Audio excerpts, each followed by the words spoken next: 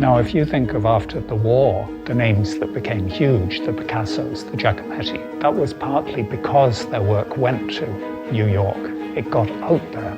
Irish art had never really got past Ireland, and Brian made it his mission to show it to the world. My name is Rowan Gillespie. I'm an Irish sculptor working here in Blackrock.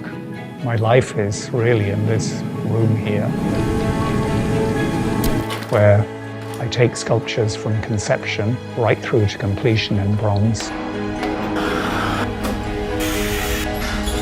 Brian Burns is first and foremost a philanthropist, an extremely successful businessman.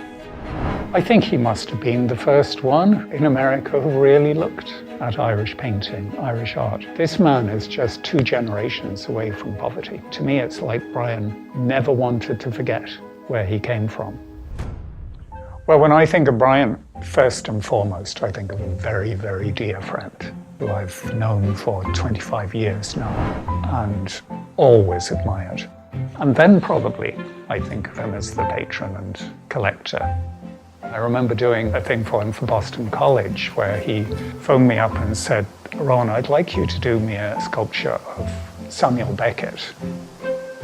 Then by the time the conversation on the phone had ended, he popped in Seamus Heaney. Wouldn't it be lovely to have him there? Then about 3 weeks later, the phone rings and he said, "Rowan, George Bernard Shaw, wouldn't that be wonderful to add him to the group?" And then when it's finished, Brian phones me up.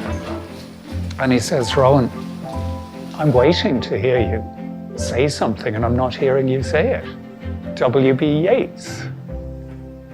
You've got to do W.B. Yeats, then you've done them all, the Irish Nobel laureates." That time I first met him, I was actually working on what is probably my best known piece in Ireland, Famine. So I suspect it was the first piece he ever saw or seriously looked at of my work. At the same time, he was buying a piece which is in the sale by F.J. Davis of a ball in Dublin Castle. This painting is as important a comment about famine as my famine sculpture is, because it's a painting showing the people who are ignoring the famine. It's showing the other side of the story. When I was a child in Cyprus, I was brought up with walls full of Irish art.